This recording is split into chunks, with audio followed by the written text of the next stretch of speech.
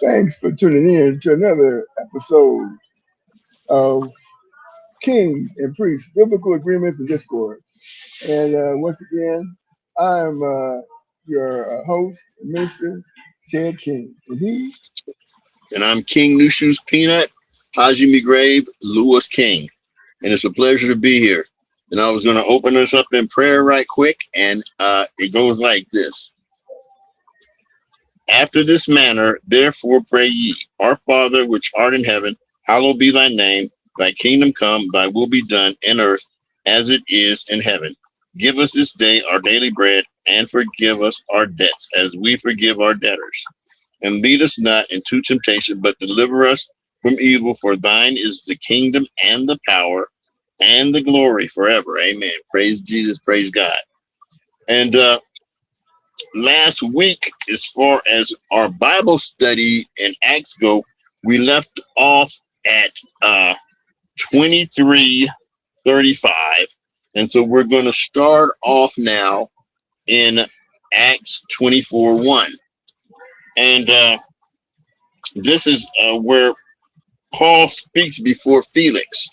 Okay. And 24:1, it says, And after 5 days, Ananias, the high priest, descended with the elders and with a certain orator named Tertullus, who informed the governor against Paul.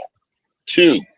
And when he was called forth, Tertullus began to accuse him, saying, See that by thee we enjoy great quietness, and that very worthy deeds are done unto this nation by thy providence. 3.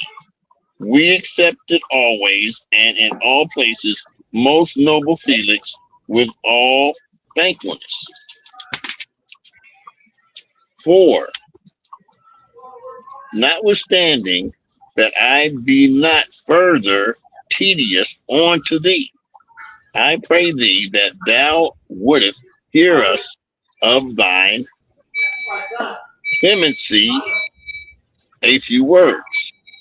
5. And we have found this man a pestilent fellow and a mover of sedition among all the Jews throughout the world, and a ringleader of the sect of the Nazarenes. 6. Who also have gone about to profane the temple whom we took, and would have judged according to our law. 7. But the chief captain, Lysias, came upon us, and with great violence took him away out of our hands. 8. Commanding his accusers to come on to thee, by examining of whom thyself mightest take knowledge of all these things whereof we accuse him. 9. And the Jews also ascended, saying that these things were so. 10. Then Paul, after that the governor had beckoned unto him to speak, answered, Forasmuch as I know that thou hast been of many years a judge unto this nation, I do the more cheerfully answer for myself. 11. Because that thou mightest understand that there are yet but 12 days since I went up to Jerusalem to worship. 12. And they neither found me in the temple disrupting with any man, neither raising up the people, neither in the synagogue, nor in the city. 13. Neither can they prove the things whereof they now accuse me. 14. But this I confess unto thee, that after the way which they call heresy, so worship I the God of my fathers, believing all things which are written in the law and in the prophets. 15. And have hope towards God, which they themselves also allow, that there shall be a resurrection of the dead, both of the just and unjust. 16. And hereby do I exercise myself to have always a conscience void of offense toward God and towards man. 17. Now, after many years, I came to bring alms to my nation and offerings. 18. Whereupon certain Jews from Asia found me purified in the temple, neither with multitude nor with tumult.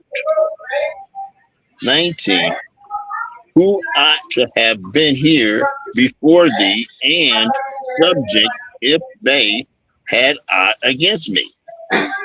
20. Or else let these same hearsay, if they have found any evil doing in me while I stood before the council. 21. Except it be for this one voice that I cried, standing among thee, touching the resurrection of the dead, I am called and questioned by you this day. 22. And when Felix heard these things, having more perfect knowledge of that way, he deferred them and said, when Lysias, the chief captain, shall come down, I will know the uttermost of your matter. 23. And he commanded the centurion to keep Paul and to let him have liberty, and that he should forbid none of his acquaintance to minister or come on to him. 24. And after certain days, when Felix came with his wife Drusilla, which was a Jewess, like Jewish woman, I guess, he sent for Paul and heard him concerning the faith of Christ. 25. And as he reasoned of righteousness, temperance, and judgment to come, Felix trembled and answered, go thy way, for this time, when I have a convenient season, I will call for thee. So he sent him on his way. 26. He hoped also that money should have been given him of Paul, that he might loose him. Wherefore he sent for him the oftener and communed with him. 27. But after 3 years, Porcius Festus came into Felix's room, and Felix, willing to shew the Jews a pleasure, left Paul bound. And that's the reading of 24. All right. Sounds good. Okay. Well, that's we're more than 3/4 of the way through with Acts, and in this account here, of course, we have Felix is in play, and now we're going to see where getting to the point where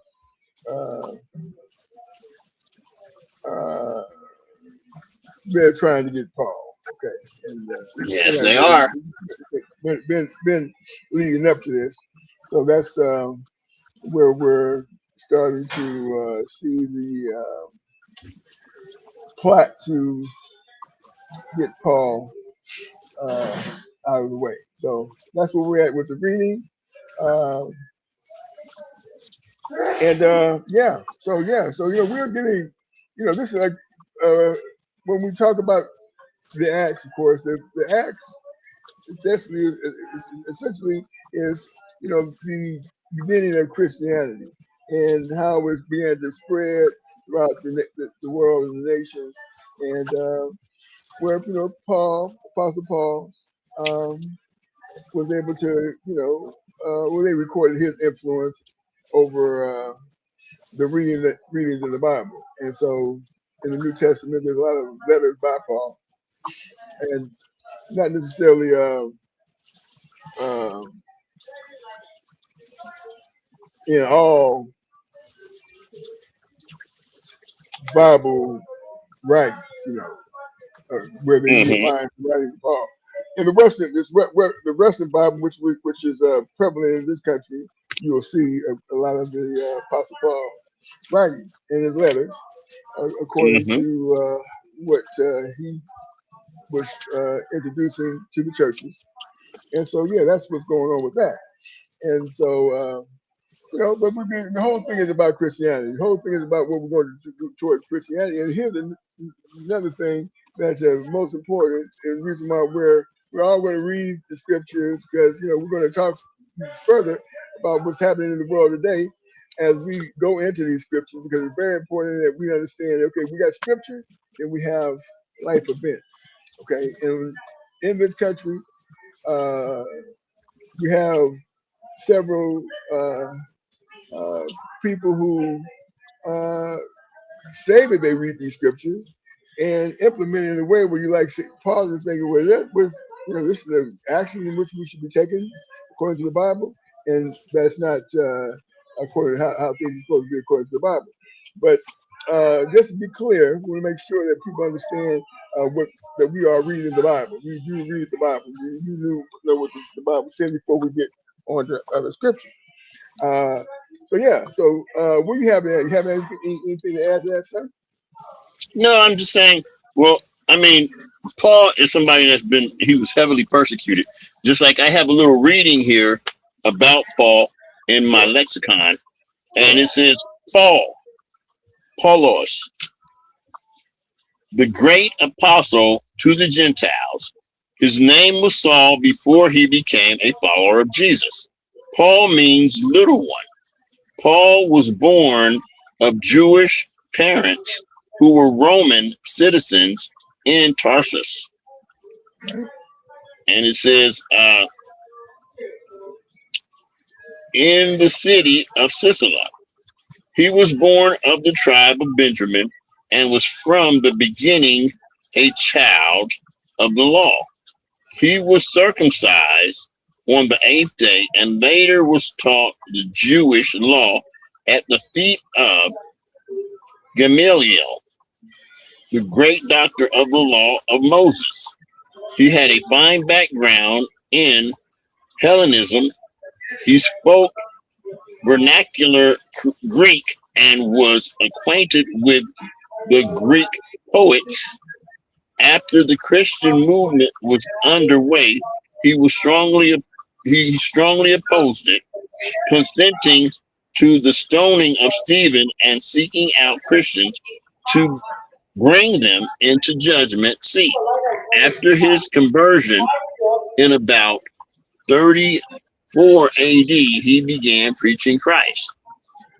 He began a series of 3 missionary journeys about 47 AD. He visited Jerusalem to discuss the Jewish Gentile question about 49 AD and wrote his first letter, First Thessalonians, around this date also. He came to Jerusalem around 57 AD, was taken captive, spent about 2 years as a prisoner in Caesarea, and then in Rome around 61 AD. He wrote several of his 13 letters while in Rome. He was released from Rome, preached for a period, and then taken prisoner again. It is believed that he was beheaded around 64 or 67 AD in Rome. Yep. So that's kind of like the definition of what they have as far as what was going on with Saul, who was named Paul. And so right now where we're reading at, I believe we're reading to where he's like been, taken prisoner in Caesarea and then in Rome around 61 AD. Okay, so this is when he's starting to write his 13 letters while in Rome. Okay, he's not in Rome yet, but you know what I'm saying, he'll be there shortly. And I mean, it's a pretty awesome story because it really tells of how somebody's belief in their heart, okay, somebody's belief in their heart can change the direction of the things that they're doing and their behavior patterns. Okay, now here it is. He was somebody that crucified, or should I say, not crucified, but slain believers in Jesus. He would kill them. Okay, and then here it is. After he was blinded on the road to Damascus, he became somebody that spoke and preached Jesus vehemently all over the place, even incarcerated. Okay, now that to me is a real transformation in a person. Okay, that's transformation like, you know what I'm saying, ones don't see very often. Okay, that's really something. Right. Yeah. Right. Well, of course, he was met on the road by By Jesus. exactly, and so that's is enough to make a eye awakening moment. It makes you think, okay, and pause as to what it is that you're doing, and if there's a higher uh, power that can question your actions, and that's what happened. Even all the way up to where he, of course, converted from Saul to Paul, and as you have stated, what Paul means, smaller, smaller than, small one. And so, yeah, he's humbled himself to move toward preaching and teaching what the Jesus had preached and taught, and in fact, receiving some powers in like manner as Jesus. So yeah, yeah. So that's what we got there on that one. And then, yeah, now we're gonna uh, go ahead and yeah, we have a guest here. Uh, she should be coming. I believe we have Nicole here with us today as well. Mm-hmm. Yeah, and so when she comes back, we'll introduce her into our topic as well. And so yeah, but yeah, but we got oh, here we go. Here we go. We got it here now. Nicole, how you doing? Can you hear us? I'm good, guys. How are you? Hello.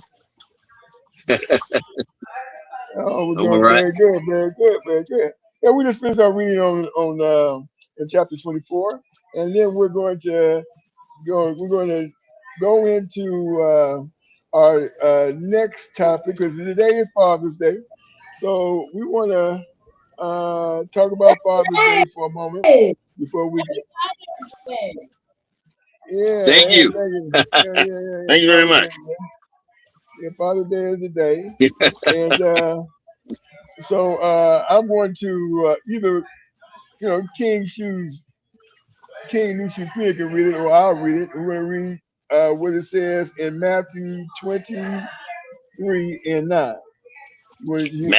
Matthew's 23:9. Yeah, Matthew 23:9. Uh, Because Give me today just is one Father's second. Day, so we have to be clear as to who it is that we're talking about worshiping on this particular day. So go ahead, sir. So you're going to read from the Okay, scripture. what it says here in Matthew's 23:9, it says, "And call no man your father upon the earth, for one is your Father which is in heaven." That's what it Right. says. That's what it says. Yeah. So it says, although one Father on earth, there's only one that is Mm-hmm. your Father. That's the person who is in heaven. So even though we're celebrating Father's Day in terms of fathers, but the Bible is clear as to who the Father is that we should be worshiping. I just wanted to put that out there because I don't want to appear to be that we don't read the book. We do read the book. That's what the most important thing is about. We do read the book. We understand what the book says before we go into our topics. And so this is the day, Father's Day. So we want to wish all those that adhere to the Most High Father, and of course emulate His actions as they take care of their children. So yeah, I would say that. And so yeah, it is going to be a good Father's Day for all those who understand what this day is about. Yeah. So yeah, anybody want to have anything to say about Father's Day, or we're just going to go on to the next topic? Because the next topic is going to be kind of an interesting one. We're getting to the anyway, we have our I would like to call our relationship expert, Nicole. Uh, so how's things going, Nicole? We haven't seen you since last week, and so we anything new coming up, as far as what you're doing, what you got going on, or you just enjoying life. Enjoying life. Okay, there you go. Perfect. That's what we want, right? We want to always enjoy life. So let me go ahead and start talking about this. So we're going to be talking about um, uh, life, and of course today is Father's Day. So this this Mhm. is this is Father's Day, and we have several people who are enjoying today. In fact, I'll be after the show is over, we're going to some family members to sit down and break bread with them and enjoy the rest of this day. Um, Oh, but nice. uh, yeah, it's gonna be a good thing. Yeah, it's a beautiful thing. It's gonna be a good day today. Every day, for me, in my opinion, every day should be a celebration. What do you think? What's your opinion on that? Anybody? Uh, Well, should be a celebration, but every day ain't a celebration. Okay, okay, okay. All right, all right. Well, I I try and celebrate every single day because even though there's challenges, we all have challenges, right? We have challenges, and Right. yeah, so when those challenges come, we we have to even deal with those challenges, and oftentimes those challenges impede us with our the joy that we have for life. People have a bill, they're like, oh Right. no, this bill is coming up, I can't pay it. What am I gonna do? If I don't pay it, somebody gonna be knocking on my door or calling me up, hey look, we need our money, et cetera, et cetera, et cetera. And that has a lot to do with the stress in life. But we talked about that a couple of weeks ago when it Right. came down to the money. And so yeah, and so all these things have a factor in the Mm-hmm. relationships in which we have, and Mm-hmm. oftentimes it spills over into our relationship with significant others. And so that's the reason why we're going to be we're going to talk about this. We're going to talk about this for for a moment. Um, and if the topic gets more interesting, we're going to keep talking. For it depends on until we come up with uh, some good points, talking points. So I wanted to say this, all right? Um, there is a scripture.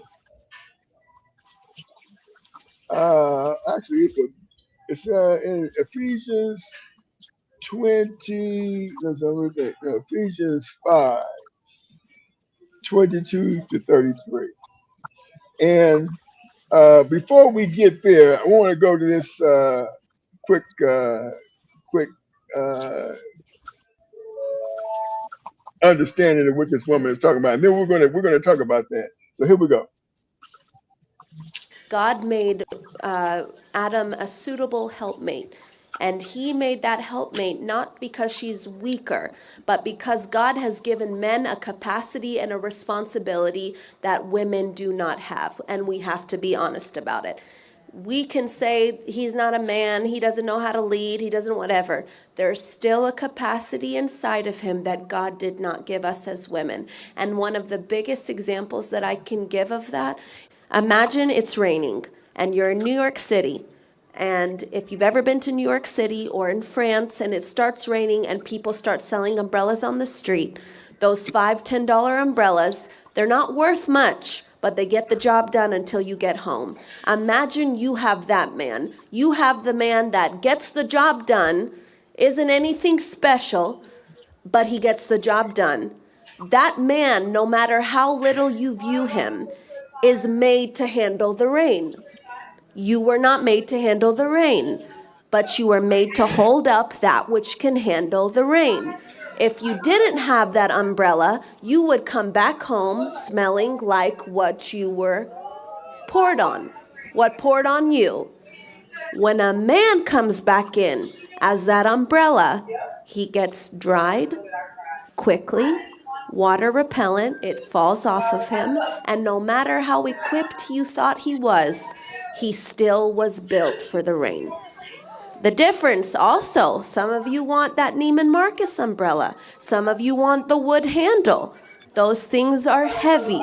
And if God gave you a man like that, then you have to be the woman that can hold up that man. Because an umbrella that is not used, it can be for the rain, for the sun. It shields, it provides shade, it allows what's under it not to be touched. We are the vessel, not weaker. We are the vessel that was meant to let the one that God gave us be held up and used for what he was made.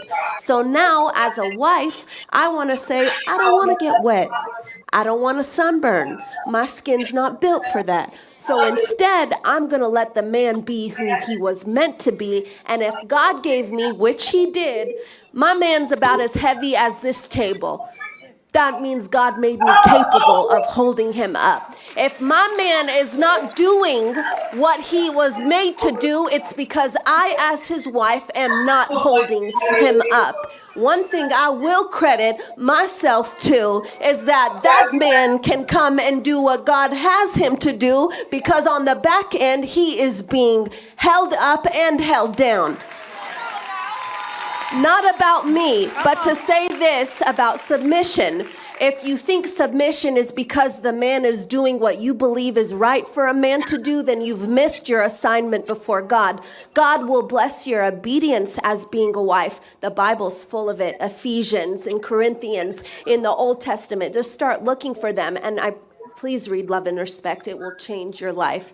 Submission does not make you a weaker vessel. It just makes you the part of the machine that is needed to function, but entrusting somebody else's responsibility that's what they were made for, to do what God has made them to do. So I value submission. Submit one to another is not in the same way. He is not going to submit to me the way I'm going to submit to him. That's not even biblical. As he submits to Christ, so I submit to him who has submitted to Christ. If God has made the man the head of the house to love his wife as he is to love the church, God is going to hold him to a standard. God is also going to hold you to a standard. And it's not going to be dependent on, did you value him, or did you do right by him because he did right by you, or you did right by him because you did right by what God commanded you to do. You will see a dynamic transformation inside of your home when you begin to obey his word. Submission is our safety as wives. Submission is your safety as a wife. Whether you have, because I want to believe if you married him, he has good intentions. Even if he doesn't have, or if you're with him, or if you love him, it's because you believe that's a good person, even if they don't have it together yet. Keep trusting God, but allow your heart to not be tainted if he's doing right by you. God will make him do right by you. God knows how to reach the man that he gave you so that you don't suffer and cry, so your child doesn't suffer and cry, and so you don't live in a house that is just like what you've always seen. You will be the chain breaker of marriages and relationships and love in this life if you just do it God's way. Amen. Amen. All right. So, do we have any comments about that? What you just said? Well, I have a comment about that. Yeah. Okay. What I think is that God, like you said, God provided man almost just like if you're in a rainstorm someplace and somebody's selling a umbrella. Okay. But see, just like man can't take you into eternal life, God can take you into eternal life. Man can't take you into eternal life. So like she says, that she uses that umbrella to keep her from getting wet or, you know what I'm saying, to keep shade on her from too much sunlight. But then after that, she makes it to the house and, you know what I'm saying, she puts the umbrella away. Now, in my opinion, I mean, that's I mean, that's about the extent of it. I mean, I don't think that man is a permanent solution. Okay, I think God is a permanent solution, and man is just a temporary solution. You know what I'm saying, to get her through that little rainstorm to where she gets to the house, and then she could do other things. I mean, that's my impression. I mean, I don't know. I mean, I believe that God can take you to eternal life, and man cannot take you to eternal life, no Well, matter how well, much you she's have not faith and talking about. trust. It'll She never happen. wasn't necessarily talking about eternal life as much as she was talking about submission, right? Well, Her topic was about submission, well, and the submission that she wanted to, the example of the submission is that it sounded to me like she was saying we have roles. His submission not the same as her submission, and she was saying that her submission looked different than his, and she also said that she was going to hold him up, so that he can do what he's designed to do as a man, and she was going to submit to that. That's basically what I thought I heard her say. okay. Not necessarily anything about uh, eternal life, but it all leads to that in a way to where a better life. So that was what she was talking about, and so from the perspective of what she was saying as a woman, that she thinks submission is godlike. That's what she was saying. Getting closer to God. I Okay. mean, that's basically what I heard. And I mean, of course, I'll oftentimes examine this current state of affairs when it comes to women, when they have their independence, generally correlates with them having a job. So I say to people all the time, I say, well, you got a woman, she got a job, that's her husband. She said, don't go. Listen, I want you to stay home. She gonna say, look, I got to go to work. I got my job. Said I got to be at a certain time, and so I'm gonna go to work. So that's part of it, as far as her being, I guess, independent. But this is not the same as being submissive. This is what she's talking about. She's not saying she's independent. She says she's a submitter. She submits to a person who's going to hold her. She's going to hold up what holds her up. In other words, if she holds him So up. do you think? I didn't know if you guys could hear me. No, we didn't hear what you said, but go ahead. A woman with a job cannot miss it. Okay, so woman, Woman. yeah, right. Working woman can be submissive if she puts priority over her job. In other words, like for example, if she says, okay, you know what, if I go to work and someone calls me up and says, look, I need you home, I need you here. She says I gotta go to who I'm working for, and I have to leave because I have to go home. Then she's not being submissive to her job. She's not being submissive to her, she's being submissive to her husband and not submissive to her job. If she can work and be submissive at the same time, yes, she can. If she puts certain things in, if she prioritizes, she prioritizes because these days that it might take 2, 3, 4 types of streams of income for to sustain a household, depending on where you're living and how you're living.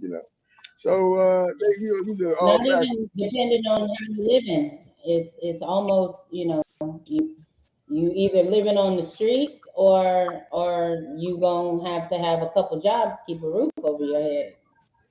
Yeah, it's the same thing as Practically yeah, everywhere. you're right. But that's what I mean by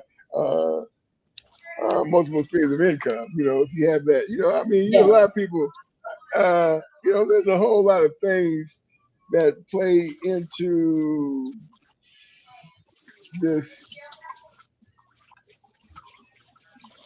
dynamic of co submission. What he's supposed to submit to versus what she's supposed to submit to, and this. For example, there was talks. There was a couple of gentlemen talking about them. If a woman submits to them, then they keep her.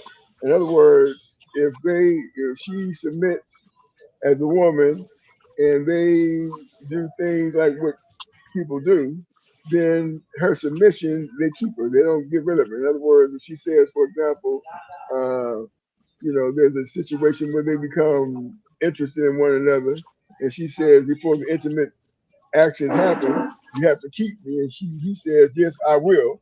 Then that's what happens. In other words, people get together. A lot of people get together generally. They get together and they engage in sex, right? And then they go on their way. Okay. She goes her way, he goes his way. If that's the arrangement, then that's fine.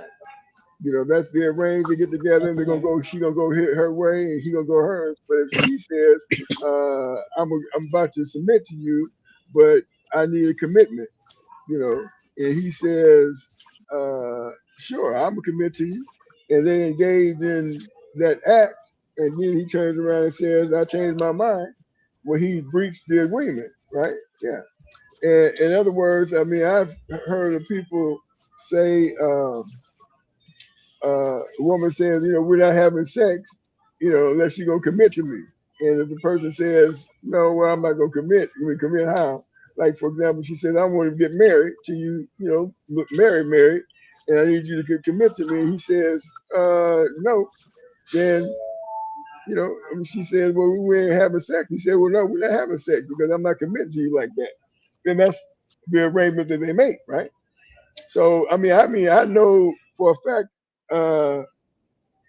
that they're people who are starting to do this, starting to say, so what do you we're not mean? going to. These are the. What do you mean by Say that? again? When you say this is the agreement that they made? Well, what I mean by that is that they have talked as adults, said that. For example, when I say make an agreement, they're either going to say either we're committing or we're not.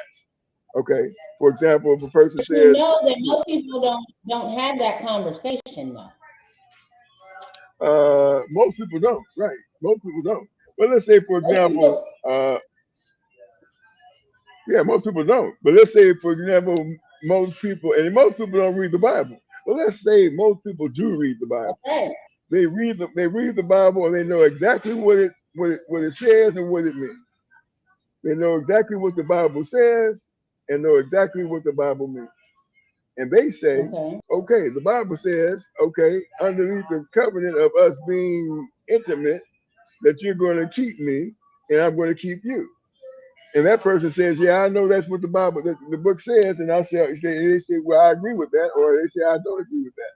Because if every person read the book and knew that there is a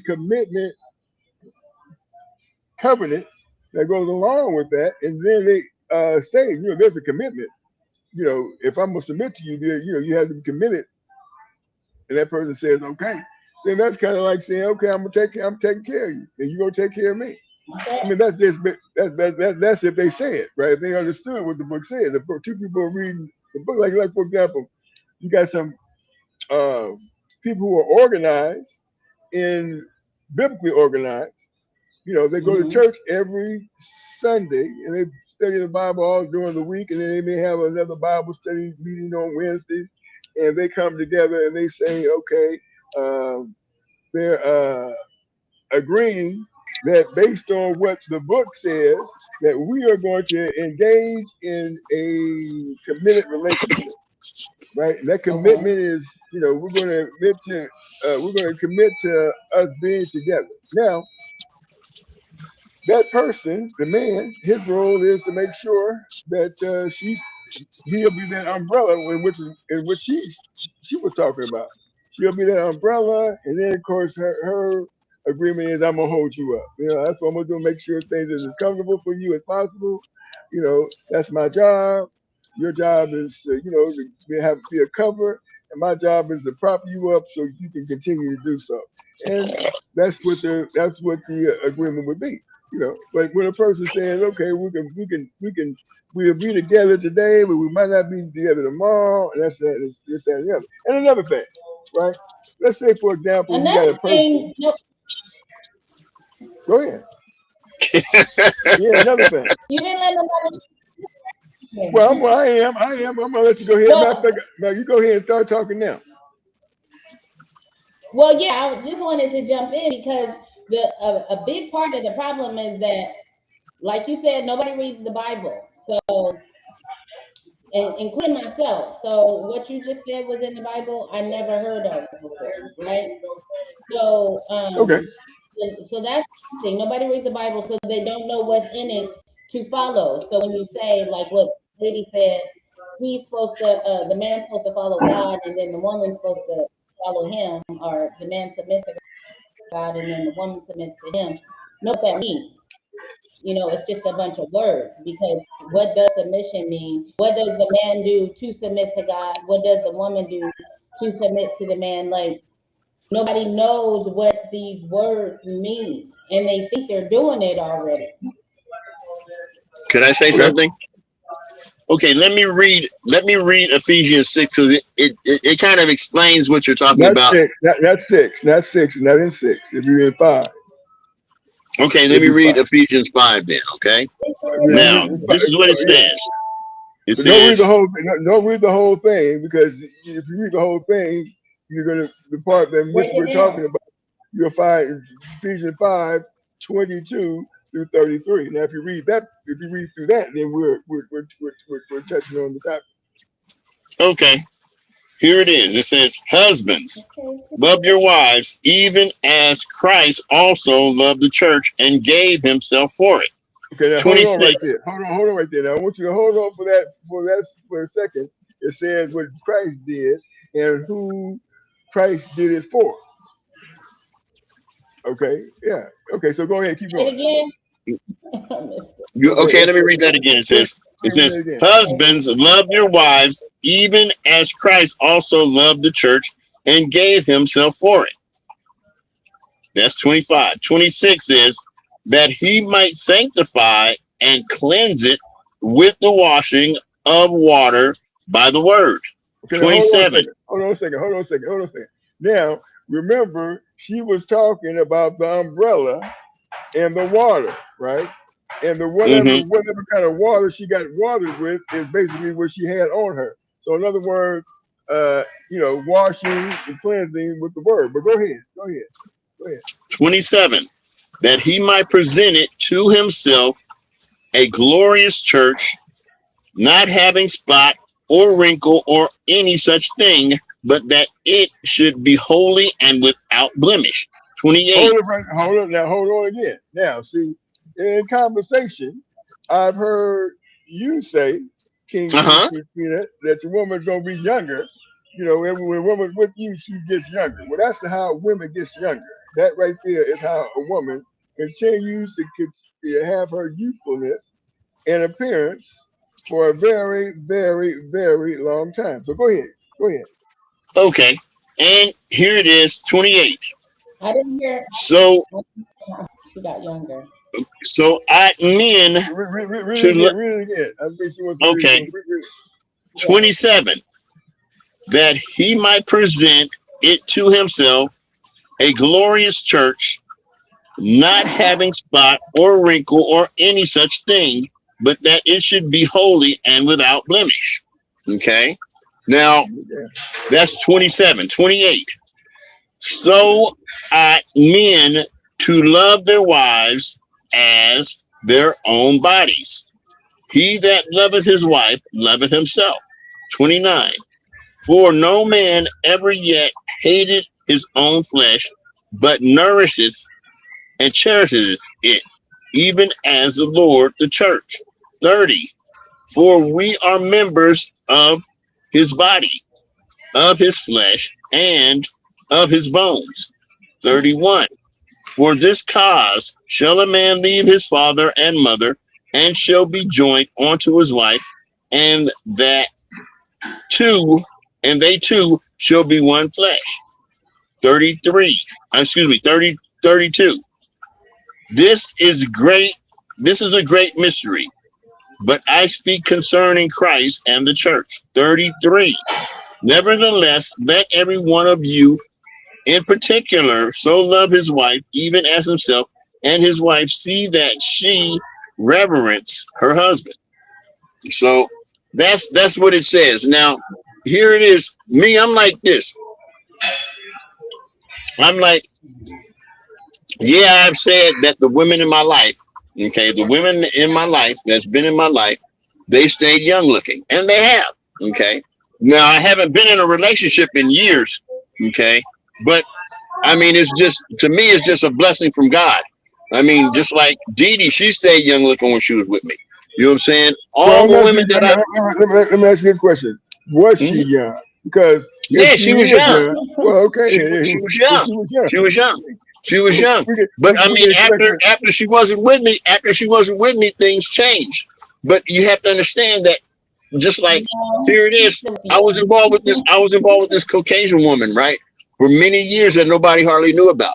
Did she stay young looking? Yes. She died in 2016. But she stayed young looking all the way and healthy all the way up until she died. Okay, she died in a bombing accident, you know what I'm saying, because she was into mischievous, you know what I'm saying, assassinations and stuff like that. But anyways, she stayed young looking, and she was older than me. Okay, but now, and she told me, she says, I think you have a gift. She told me, she says, I think you have a gift. I said, what's that? She says, you know, you're the reason that I stay young looking and healthy. I says, you think so? She says, I know so. I'm sure of it. I said, okay, well, thank you. That's a good compliment. I like that. But you have to understand that, you know, it takes a woman to dedicate herself, see what I'm saying, to somebody that's worthy to be dedicated to. So it takes a woman. She's just like, with most women, they say, I'm going to be with this guy. You know what I'm saying? They used to call it ride or die. I'm going to be with this individual, ride or die. That's just the way it's going to be. And I'm not going to turn to the left or to the right. That's the way it is. But I mean, I haven't had that in my relationships. Okay. It hasn't been in my relationships, but I've seen them dedicate themselves to other people. And I say, well, you should ask them, you know what I'm saying, as years go by, did they give up their youth and their health to men, or did they give up their youth and their health to Peanut, to me? Now, most of them will say they gave it up to me. What does that got to do with you? I don't understand what them saying. We talking about your personal relationship? Well, you had asked me what the ladies that have been in my life, so I was just kind of like, chiming in on that. But I mean, that's just the way it is. I mean, with me, I mean, I'm somebody that I grab life every day as a luxury. I think that for me, life is a luxury. Okay, and me, do I enjoy it every day? If I think about it, yes, because the only way that I'm going to get to eternal life is life living it one day after the other. One day, then the next, then the next, then the next. Other than that, I'm not going to get a forever life. You know, here it is. My computer is messing up. I don't know why. I'm going to have to take it to the shop tomorrow. Okay. Is it messing up? Huh? What did you say, Nicole? Life look like? Well, to tell you the truth, for me, it looks pretty good. Now, here it is. Right now, I understand what you said. Let me picture. What did you say, Nicole? Paint the picture for me. Okay. Now, here it is. Here it is, right? I'm 68 years old. Okay. Can you hear me okay? Can you guys hear me? Hello? Okay. Yeah, I'm 68 years old right now, okay? Now, most of my life, I've lived in Sacramento, California, and going through trials and tribulations almost incessantly, okay? I had some fun and sometimes, but most of the time but now I'm 68 years old. Okay. And I kind of see what life is kind of more about now that I'm 68. When I was younger, did I really see what life was about? And to be honest with you, it takes damn near 60 years of living to really figure out kind of what life is about. Okay. But some people say, well, after 60, then that's when you start dying. That's how come I'm quite sure that I have a forever, because I'm just now starting to figure out and starting to step into parts of life that are going forward. See what I'm saying? Because for like a lot of time when I was in Sacramento, trials and tribulations. So for me, I don't think that money is what a lot of people make it out to be. I think money is a tool. A lot of people is like, without money, life is miserable. I believe that money is a tool and that life is still worthwhile, even if you don't have a lot of money. If God gives you the necessities to live a life that's comfortable. Now, me, I don't trust men that much because just like I have memories of doing. Let's get to the part about that forever part. Yeah. Because She's asking. Didn't you ask me, Nicole, to kind of show you a picture, give you a picture of how it is? So that's what I'm trying to do. Now, we get that part. But the part. But okay, now, let's real quick. I'm gonna just real quick. And let's say I answer the question: what is life? Forever? Okay. Now, yes, there is certain things as far as stress levels that cause you to be stressed, to be able to overstress. But let's say, for example, you are not entertaining the thoughts of living a stressful life. Then, of course, we are people who consume things. So any and everything that we consume has an effect on our mental and physical abilities to function in a stressless type of life, right? I mean, this is how it goes, right? Your health has a direct correlation on how you navigate. I'm assuming what you're talking about forever. Okay. Yeah, I mean to me that's unless you decide that you're forever means spiritual. Okay, that's fine. But if you're talking about in the physical, then there are certain things that, like I give you an example. Wait, you mean in the physical, Peanut? Your forever life is you gonna be alive in the forever? physical and the physical and the spiritual, in physical and spiritual. But you have to understand that's how come, like Ted says, well, every day is a happy every day. See, just like, and the thing about life is every day, one day follows the next. So I try to make the most of every day that I live. Okay. Now, me, But my I mean, question is, in your eternal life or in your forever life, would you want every day? Okay, you 68, right? Would you want yeah, another 68 years? Let's say, would you want to live another 68 years? Let's say if your next 68 years looks the same as your last year has looked, the last year of your life, the next 68 looks like that. if Is the that a next good 68, forever? if the next 68 looks like the last year of my life, I would say I would just have to Yeah. deal with it as best I could. Okay. But I don't really think that the next 68 years of my life is going to look And like that because it's improving. It's improving as I go along. See what I'm saying? I mean, there's improvements that's happening in my life every day.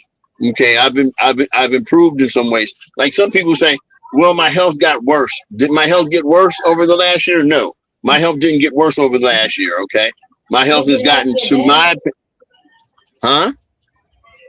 Did it get better? Yeah, it got better. Yeah, it got better. Okay. But now here it Okay, is. but You have to the understand. fact is that, well, I was gonna say, Huh? you don't sound positive. Like if your next 68 years look like your last year, you said you're gonna make the best of it that you can. That's not a positive. That's like a person being in jail making the best of it that they can. Like your forever life, what is it about? What do you want it for? It should be something exciting, don't you think? Yeah. Or Yeah. this year, I See, don't okay. know. Let me give you an example. Let me give you an example. Okay. Okay. Let me give you an example. Okay. In 2017, I had my legs amputated, my feet amputated, right? Now, from 2017, for 7 years, I was in a wheelchair.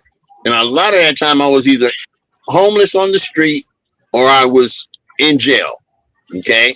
So now I got out 7 years. I got some prosthetics. So now I'm walking around like the average person. Okay. Driving a car, going places. Now here it is.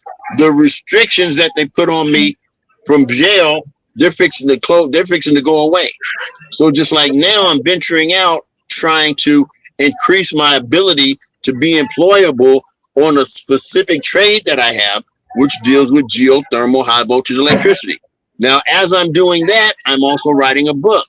Now I have a memory of playing. I have a memory of playing professional sports. So if any of those things align themselves, which some of them have started to do, then I'm going to have a lot more money. But money is not the main thing. You see what I'm saying? I mean, me being able to get up and walk around on prosthetics, that there was a big leap from being in a wheelchair for 7 or 8 years. Okay. So that was an improvement. I'm still vibrant. Okay. I mean, do I think I'm attractive to women? I know I am. Okay. I know I'm attractive to women, but at this time in my life, I'm trying to get certain things, get over certain hurdles, like probably, let's say, professional sports, to find out the truth about that. Okay, to do some things with high voltage electricity so that I'll know that I'll be able to have some currency from that. And I'm going in the right direction, okay? Just like I'm talking to this woman named Miss Jenny Willis and some other people that have to do with geothermal electricity and stuff like that. And we're getting it to where I'm going in the right direction. See, I have ability to get money. Money is a tool, okay? We all have an ability to get money. God gave us that ability, okay? But what we do with it is what makes the difference. So my forever is looking promising, Nicole. Thank you for asking. I mean, okay. So I don't know if we're going until 3:30 or if we're going into, huh? Oh, go ahead. No, go ahead. I don't know if we're going until 3:30 or if we're going until 3 o'clock. So I don't want to take up too much time. Well, it doesn't matter. When we can keep going, but the point is that, for example, I don't know if you actually give a definition of a forever that people can grasp a hold to, that's listening to your conversation. Like, for example, if someone was to ask me, well, Ted, what do you think I should do to improve my health? Or, both my mental and my physical. I would say, well, you need to make sure that you stay calm and and be happy with everything that you have, everything that you get, and try to improve that every single day. And so, I would first try to stay stressless as much as possible and don't worry about anything. And after that, work on your physical. And our immune system, is our immune system is primarily in our gut. So uh, I would tell people, listen, first of all, you need to work on your health. You first start working on your gut immunity. And be honest with you, I would tell them first, if you really wanted to do that, uh, it seems simple, but it's what I would tell them: get some ginger powder, and make sure you consume some ginger powder every single day, because that helps you with your gut, and then go from there. And that's basically what you know. Well, there's more to it than just that, but that's will help people if people like ginger for whatever reason. They have ginger tea Well, I or want to go ginger. back to the video you played in that conversation. Well, here you go. That's a good one. Now we can talk about that with this, which is submission, right? Yeah, which is what That's basically just it comes. It considered submission, and that in which here's we all submit to something. and we all have been submissive to, coming up. We were reared by people older than us that told us what to do, and we were submitted to their directives. And when we get a little older, of course, we start becoming, we have our own mind, and of course, we become independent, and then we implement what we think is our best uh, opportunities to live life as we choose. So, I think that a person, for example, if you're going to be submissive, let's say, for example, if you're a woman, and I'm not, but if you're a woman and you decide that you're going to submit to a man, then you need to trust that individual. You're man, like for example, there was a good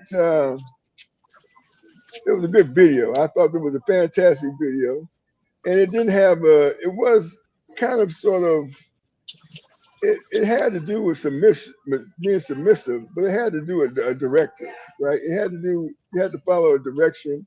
They give you a direction in which you follow, and then you're supposed to follow the direction. And that direction helped you survive. And I'm going to play the video. I'm going to try and let me see if I can get this video. Hold on a second. I'm going to try to get this video up here real quick so you can see what the video is about. The way they did the video was very interesting because basically in this particular video, it had to do with a father, okay? And the father, the way the video went, it goes where the father is, they went to some camp of some sort. Okay, so let me go ahead and play the video so you can see what this is about here. Here we go. But one day they took the dads and the Turns out hollow blocks can be used like this. First, carefully level and compact the ground. Add a layer of gravel for extra stability. Then apply adhesive on each block and stack another hollow block tightly on top. Use wooden strips through the holes to firmly lock them together. Paint each block black for a clean, modern, and stylish look. Now, turns out hollow blocks can be used like this. First, carefully level and compact the ground. Add a layer of gravel for Okay, hold on a second. That's not it. Let me get it again. It was there, but as it turned out, well, I'll get it real quick here. Hold on a second here.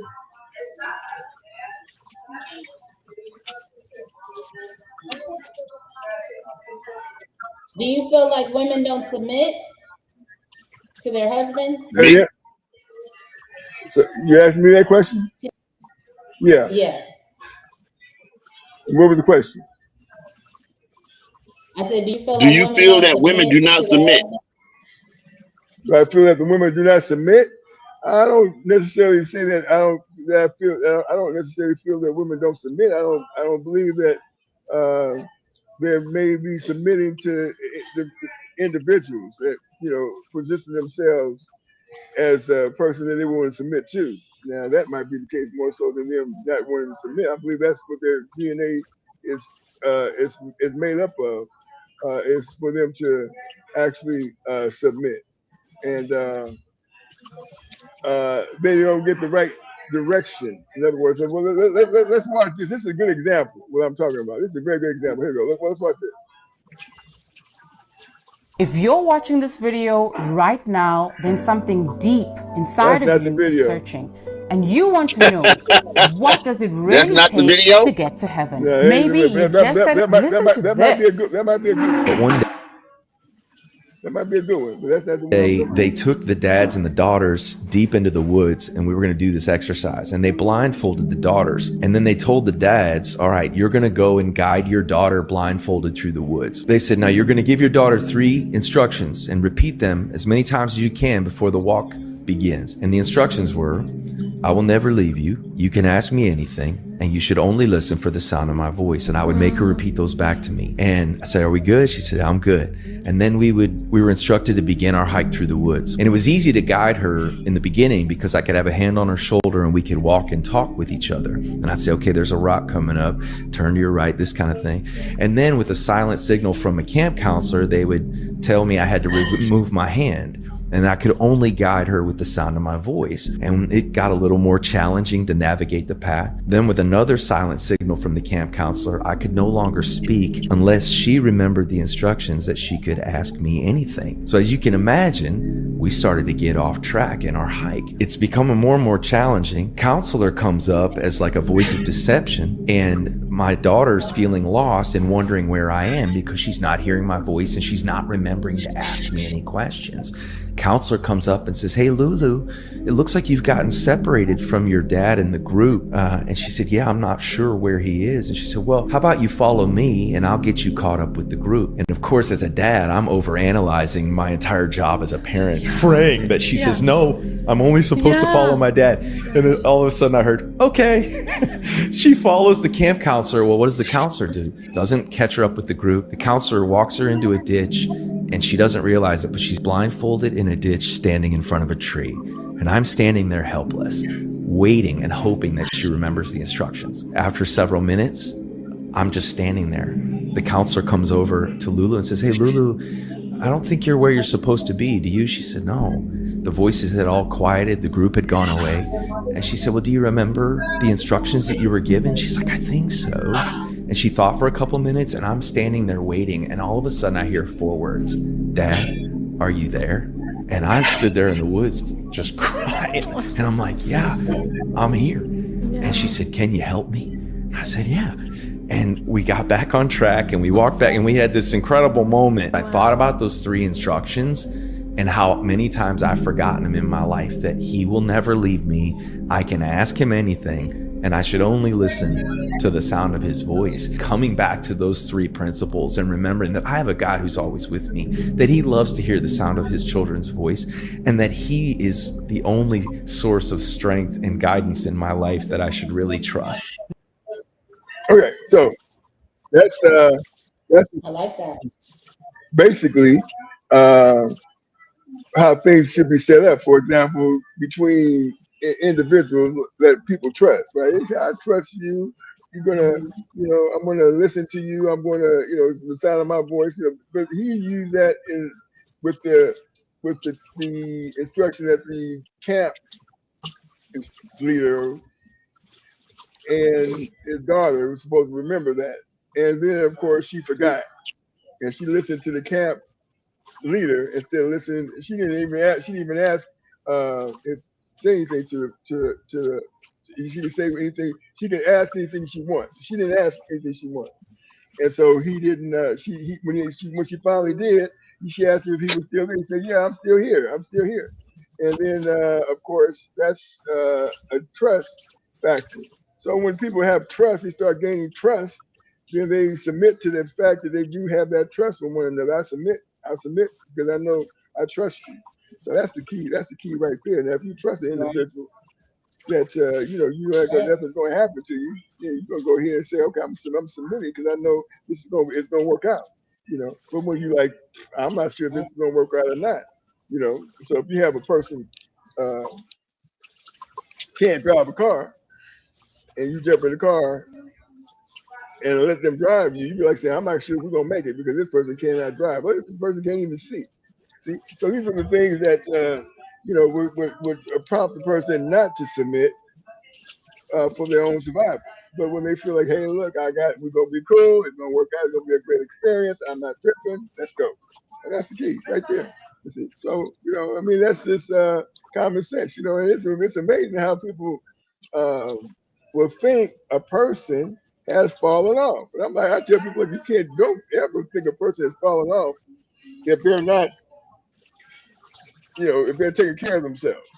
If they're not asking you for anything and they're taking care of themselves, and they seem to be the same individual, then you can assume that they haven't where's the slippage. But because the person seems like they don't have money, it's like, oh, yeah, it fell off. No, you can't go by that because you don't know what the individual got, what he don't got. And I personally think that people shouldn't tell people about what they have or what they don't have, right? Because you never know how you don't know how people feel about you until it seems like, oh, they ain't doing too good. I mean, that's how it works. You don't like you're doing too good. That's when you know how people feel about you. So it's amazing how things play itself out. But when it comes to, let's say, for example, a man and a woman, 9 times out of 10 women want to submit to that strong man. That's what we want to do. 9 times out of 10. You say 9 times out of 10 they will submit? Nine women out of 10 want to submit to a strong man. Yes, want to submit to him. Yeah, that's what 9 out of 10. Might find that one that said, "No, I'm not submitting," but 9 out of 10 will and want to. As a matter of fact, there's a lot of women. I've looked around here and seen a lot of women dressed like men that are able to get another woman to submit them. They dress like men because it's the dominant one, and that woman is submitting to them. Because they convince them that I'm the dominant one, everything's gonna be okay, and this, that, and the other. So 9 out of 10 women want to be submissive, right? But they don't want you to drive them over the cliff. If they know the experience is gonna be cool, they're like, yeah, let's do this. And that's how it works. And that's what men don't quite understand. They think, okay, and here's another thing. A man will hear a no and think, oh, that means something. That means something. She said no, that's fine. That don't mean anything about you. That means that she just said no. She might be testing you to see what you're gonna react, how you're gonna react to a no. It doesn't mean that you do anything about it. Like, for example, you say, no, I'm going to do what I wrote. No, that don't mean that you do anything other than just be you. I know it's nothing, okay? And you know what? Who can't accept no's? Women. Women can tell no. If you tell them no, that's what they like. Oh no, he just said no to me. Oh no, he said no to me. I'm in trouble. He said no. They don't hear. Can I say something? Go ahead, sure. Go ahead and say whatever you want to say. Well, this is what I think. Okay, I think just like in a male and a woman relationship, that there's something in the Bible that it says that they should submit to one another, especially when it comes to sex. I think that's very important. Okay. Okay. Wait. Hold on a second. Hold on. Where did you say that they should submit each other, especially when it comes to sex? Well, I know they say they submit to each other. Okay. I'd have to look it up. Okay.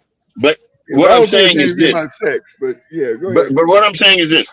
I think that that's a very important thing because of the fact that if you really submit to each other when it comes to things like that, you see what I'm saying? You have a chance for a better relationship. I think if you deny each other when it comes to stuff like that, that basically your relationship is on the rocks anyways. So okay, hold on. Before you go any further, I'm gonna I'm not gonna say that else after this. What's amazing to me is I hear people say this, right? And they'll say, for example, they'll tell people their age. They say, "Oh, I'm so and so, such and such and such." In your case, you're how old? Me? I'm 68. Yeah. Okay, they say 68. I'm 68, whatever. And you know what? And every time I hear that a person is saying certain things, let's say, for example, let's say they're 50. Or let's say they're 55. Let's say they're 60. They say, I'm 60 years old, and they start talking about sex. And I'm like saying, I doubt if this fool can even have sex. He's 60 years old. Because most people I know 60 years old can't even have sex. I'm going to keep it real. Most people I know 60 years old like that, I can't even have sex. I'm going to be talking about it. You don't even can't have sex, but can't do nothing. That's what kills me about this. People talking about, I'm not talking about you now. I'm not about you. I'm talking about people. No. I have to tell you. I have to tell you something, okay? You gotta tell me that. I'm very equipped when it comes to that. I'm very equipped. I'm very equipped. I'm very equipped. But hey, let me read something to you right here. It says, The primary Bible verse directing wives to submit to their husbands is Ephesians 5:22. Wives, submit to your own husbands as to the Lord. This passage is part of bordered biblical framework that reshapes how partners view marriage and mutual respect. Okay. So okay, well, we read that. The first thing I said was we're going to go to Ephesians 22. So we read that, but it never said anything that you need to be saying. They need to have sex. That's what I said. Well, what I'm saying is, I probably equate that.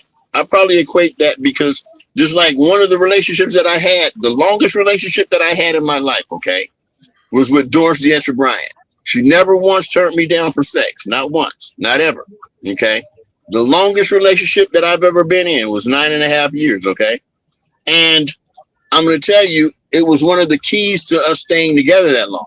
If she would have been somebody that's like, no, I got a headache, then I don't think it would have lasted that long. But that was one of the key factors that really helped us stay together. I have to say that. So I just wanted to interject as far as on a life experience. Huh? Nicole? If she had, yeah, you can't hear me. You can't hear me. I can hear you perfect. Okay, but I have my computer's kind of weak. Okay, but if she would have turned me down, no, it wouldn't have lasted as long. Huh? Well, that sounds like who don't have like self-control, almost like a sexual abuser. Can't be turned down. No. Why not? No. Yeah. I mean, you have to understand that when two people care about each other, that's a very important thing. See what I'm saying? That's a very important thing. And I mean, we didn't stay together, as you know, she left. But I'm saying though that we wouldn't have been together that long, okay, if she would have been somebody that was turning me down for sex all the time. But she never did, okay? And that was one of the things that I have to. Have you had somebody who turned you down? Okay.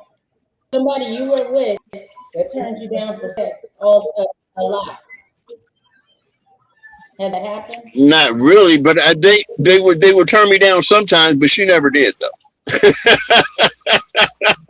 But I mean, I wouldn't be with a woman if she's like, if I want to have sex and she's like saying no all the time or a lot, I'd be like, okay, well, I got to go to the ones that's going to be saying yes, because I'm not fixing to deal with sexual frustration and different things like that. See what I'm saying? Sex is a very important part of a relationship. I'm not going to be dealing with sexual frustration. Here's where, men that, I mean, I'm not putting anything on you, sir.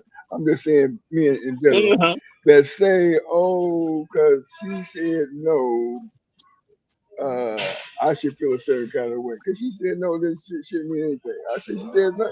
That's fine. It's not like, that verbiage. No, it's supposed to disrupt anything that you're doing. There's certain rules. This is the reason why I don't understand. I say it all the time. I say men shouldn't be having women because they don't know nothing about women. Yeah, I don't know why men would even have women because they don't know nothing about a woman. They got all these people out here. I got a woman. I want a woman, but don't know nothing about a woman, right? Yeah, right. So here's the main thing. I keep telling myself, I'm not telling this information for free. Anybody paying me, and I'm not talking about it. But I'm gonna say this one thing, right? Because the most important thing right here is, you lead, right? And we talked about this earlier in conversation. And of course, you encourage your leadership. You encourage your leadership. I'm leading you. Don't worry, I got you. Don't worry about this. I encourage you to keep following. And then you reward her when she does, and you refuse her when she don't. So as simple as that. And just like she said, I'm not giving you no sex. That's fine. You ain't gonna get something either, right? You gonna get treated right. You're gonna get respect. You're gonna get that. You're gonna get all that. But certain things you might not get either. And so these are the things that people don't quite understand. I don't quite understand how when it comes to men and women, a woman got thousands of more sensitive parts in her body than a man does. Yet it's always I don't know what parts you're talking about, but but there's not too, in my opinion. Well, hold on. Let me tell you the part I'm talking about. Let me tell you the part I'm talking about. It's called the clitoral area. Yeah, right, exactly. There's a G spot goes along with that. And men don't understand these things, right? They don't understand nothing about that kind of stuff. And if they did, things might be a little bit different. Where they might get a whole lot more yeses. They might be talking about, no, I'm a little tired. But we don't want to talk about all that. All we want to talk about is what we want to try to talk about is this not knowing about women. And if they did know about women, who cares? She says no. I mean, I personally don't care about, I don't very seldom, if I heard anybody tell me no, if I actually said the word I want. See, that's the key. Just having conversation means nothing. But if I say I want, that means I'm saying what I want. And then that's when you can say, yeah, you can indict me. Yeah, you said you want it. Okay, until that comes out, then but that doesn't happen too often. But if it does, and I hear, I'm not worried about it. Not me. Not at all. Not worried about it at all. But I'm just saying that's just me, because I don't. Well, I would think if you're in a relationship with somebody, you like them, they like you, you love them, and they love you, whatever. It's not too often that anybody's saying no. So if they're saying no, they probably got a Okay. Well, that explains it right there. All right. She liked me then. That's good.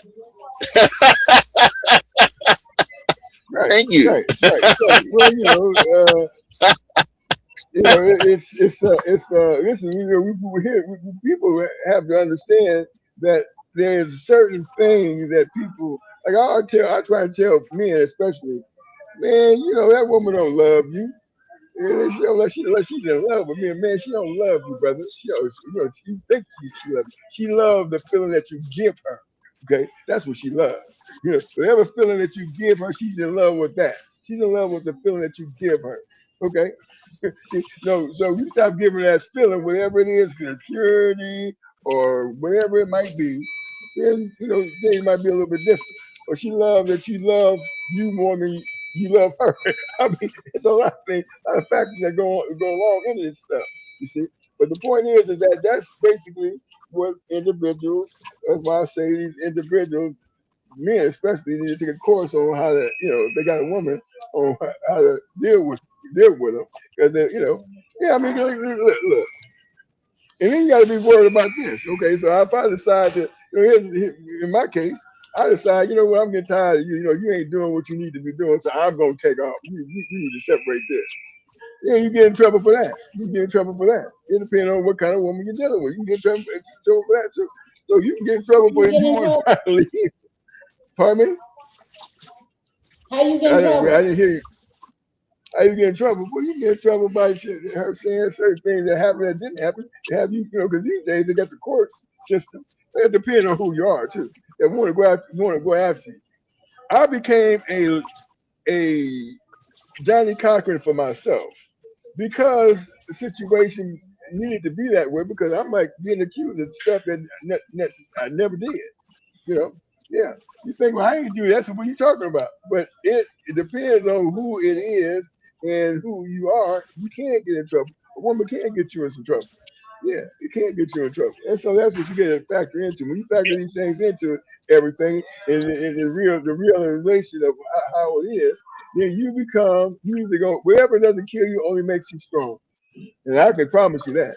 Whatever don't kill you only makes you stronger. So this here thing about women, I don't quite understand how it is that a man can sit around talking about, if she don't give me that, we're gonna have a problem. We're gonna have a problem. And she says she don't want. She don't want. She says no, it's cool. You got women who put on tight clothes, revealing everything. I tell guys this: why you don't tell her about the clothes? Don't worry about what she put on. If she walks out of there in a G-string, don't trip. What you do is you get your best suit on. You get your, wash your face in your best cologne, put your finest suit on with shoes shining, make sure that car got bling on it, and give her a kiss and say, I'll be back. That's all you got to do. ain't gotta do that now. Why would you turn around? Oh, you should have G-string. You should be walking. You should tell her that. She knows better. She knows she should be doing that. But if that's what she decides to do, we just go ahead because see what a suit does for a man is the same thing what a G-spot does for a woman when it comes to me. I'm just telling you the truth. So that's what people need to understand. And that's a lie. That's a lie. That's a lie. Well, I tell you what, you say that's a lie. lie. Hold on a second. Now listen to this. What did you say? She wants all that is.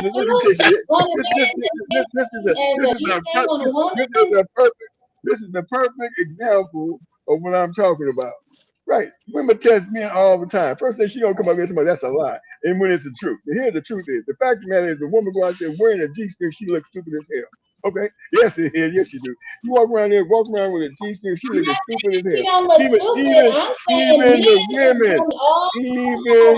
women will be looking at her like, girl, what are you doing? What are you doing walking around in a G-string? And could I say this? Saying the same thing. How many men do say that? Ted, how many men is going to say, girl, what are you doing? Only to stop and talk to her. You already know women get more attention than men just off top, right? Well, a man in a suit that looks nice gets as much attention as a woman in anything. I don't think that's true. I don't think that's true. Let me say this. I don't know how it works with other people because I'm not somebody else. But with me, okay, I don't know if it's my charisma. Your charisma. I don't know if it's my charisma, but with me, what is the first thing that you do so charismatic for these women to be just all over you? You know, what is the first thing that you do? Me? Yeah, you. No. What it is that after I become involved with them, they don't even want to touch another man, and they'll tell me that. They'll say, "Why would you be concerned about this? I don't even want to touch another. I don't want to touch a man." I'm like, "Good," you know what I'm saying? And I don't know. It's should I say that it's an affection? It's an affection, and I find it honorable. See what I'm saying? And for me, it works out. It works out, and that's all I can say. It works out. But now. See where I'm at now, and I want you guys to make note of this because we'll be doing the Bible study and stuff. In a year from now, will I probably have a woman a year from now? Probably not, but I'll probably be having a lot of things going in the right direction that I want them to go in. But I mean, to me, I mean, women are beautiful, they're charming, some of them are intelligent. You know what I'm saying? They're good to be around. But, you know, I think that they have, just like what it says in Hosea 10:13, I think that they have too much faith in the might of multitude of man. I think that, and see, once they break away from that, you know what I'm saying, and wickedness and lies, then they find me overwhelmingly, you know what I'm saying, somebody that they want to be around. And I say, okay, that's fine. If you want to be around me, that's cool. But I'm doing some things now, see, where I'm moving in a direction that's being pretty promising, and I love it. I love it a lot, you know. And hey, I love this Bible study and us getting together and talking like this too. I think it's marvelous. Okay. That way, people get to know how I am too.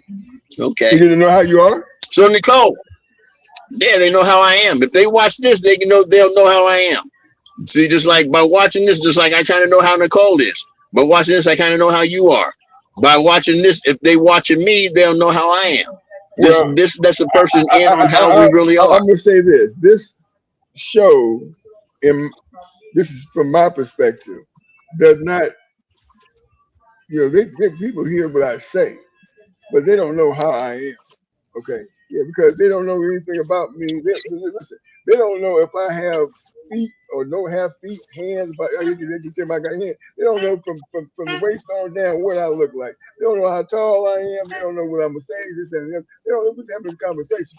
But what people do know is from this conversation what I say and what I say, right? Right. Yeah, what I say, and what I say is I don't believe that women want to be the leaders. 9 out of 10 women do not want to be the leader in their relationships.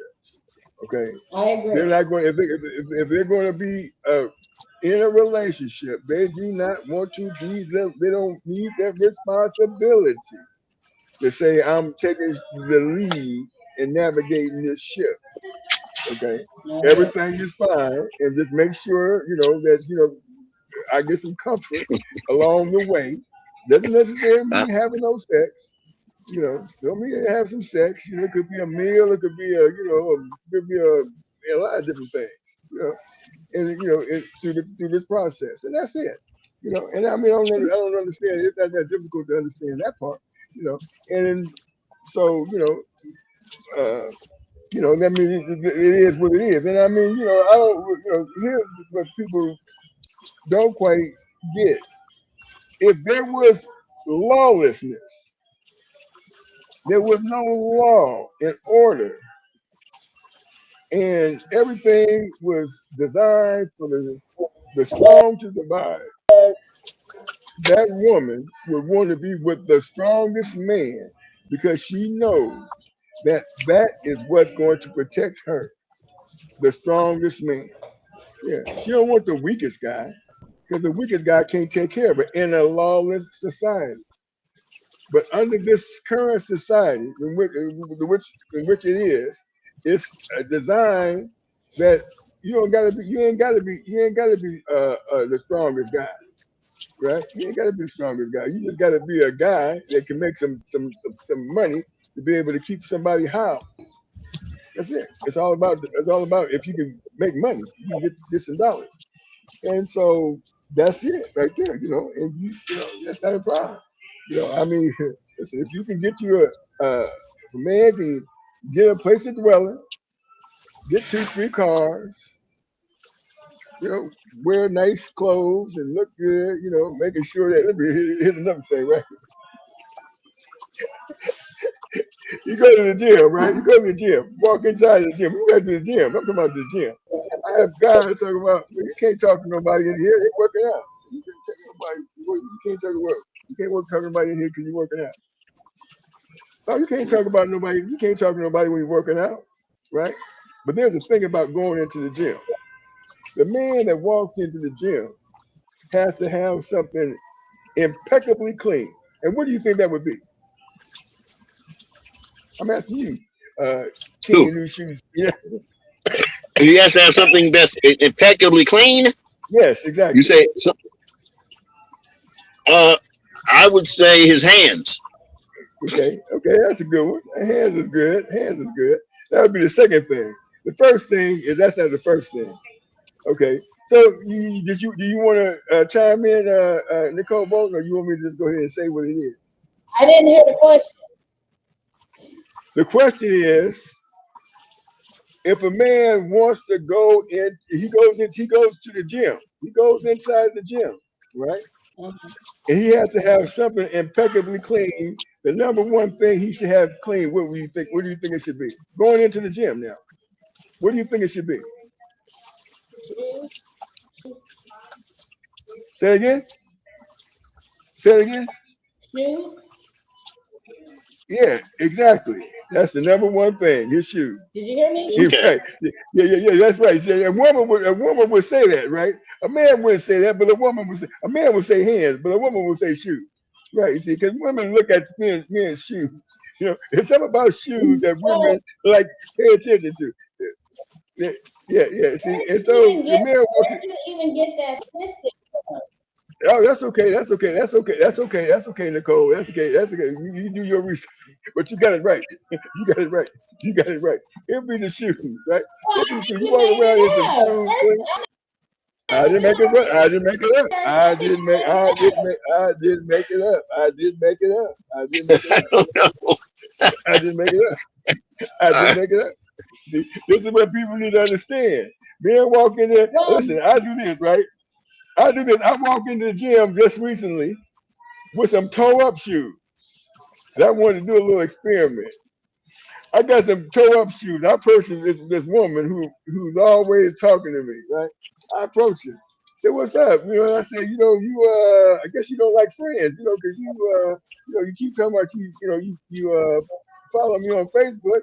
I guess you don't like friends. I had my shoes on, and I had my shoes down there by her mat, and she pointed down to me about my shoes on her mat. Yeah. I said, "Oh yeah, see, it's the shoes, You got to make sure." So I said, "Yeah, see, it's the shoes. You got to make sure these shoes are super clean. When you walk in there with them super clean shoes on, walking around, first thing they know, oh, look at his tennis shoes. His shoes are nice, Nikes or whatever, right? It's the shoes. So that's why I tell the guys, when you go out, first thing you make sure you got the fish shine on them shoes. Had that suit on, fish shine on them shoes, make it look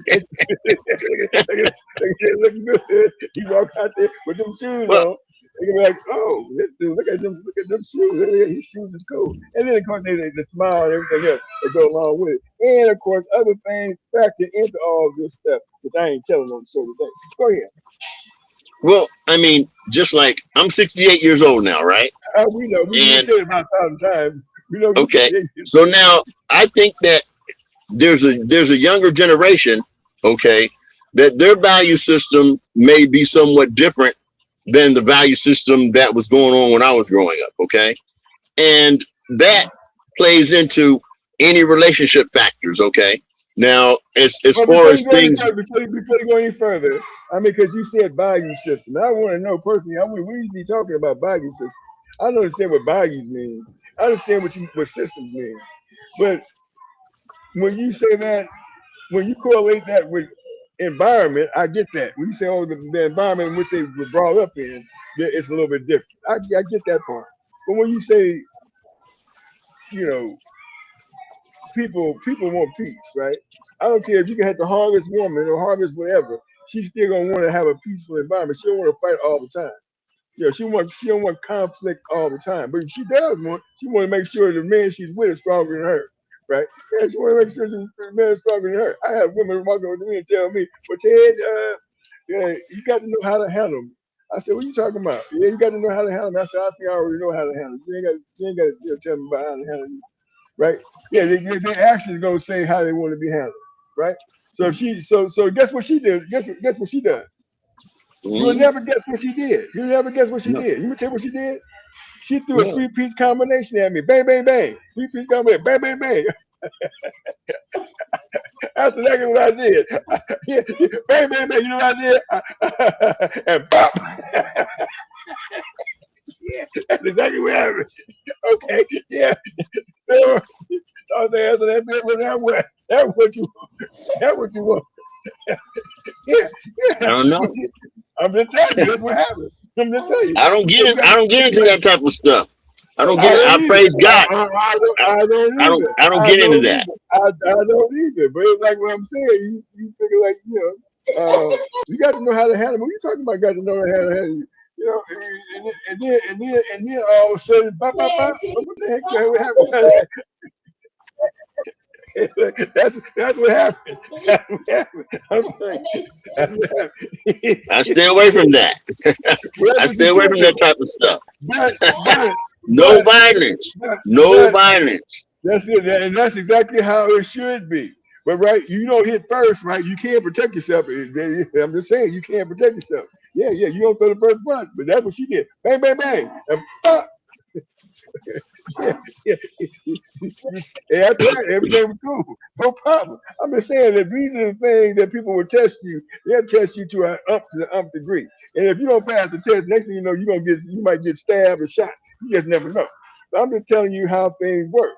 Okay. And so that means that's environment, is what I'm trying to say. That's environment. Right? It's environment. This woman was 50 years old. She wasn't no youngster.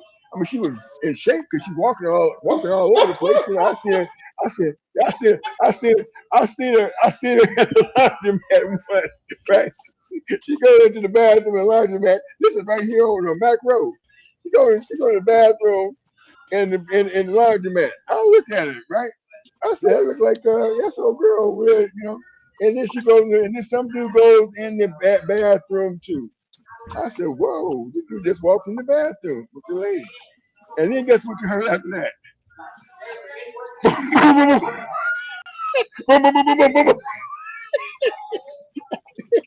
somebody was getting told. Somebody was getting told. Oh, so you hear this, B, don't you ever put your hands on me again, B. That dude read about that dude read about that bathroom. I said, whoa. And then, now listen, I'm over here on Mac Road. I'm over here on on Meadowview, no, Amherst. I'm over Amherst in front of the church. I see her walking by again. She walking to a truck full of Mexicans. Jump out the car. Two Mexicans, big Mexican will walk over there and start throwing hands on. Man, she was tearing up. Yeah, same woman. So she told me, "You don't know how to handle me, Ted." I said, "Okay," and then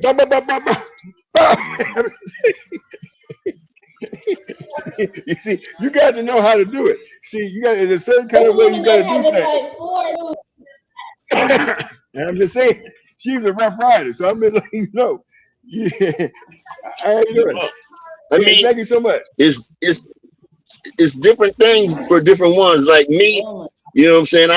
I avoid those type of situations because I don't want to partake in something like that. You know what I'm saying? If I see a woman and I see that's her get down, you see what I'm saying? I'm like, well, you go ahead with your get down, you know what I'm saying? And I'm gonna have to go ahead with my get down, but my get down is gonna be to where I'm not gonna be into, you know what I'm saying, into the rough stuff. You know, none of the rough stuff.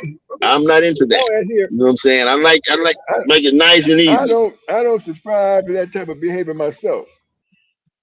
But we're talking about relationships. It doesn't sound like it. Well, it doesn't sound like it just now. You describe how it sounds and how it is are two different things, right?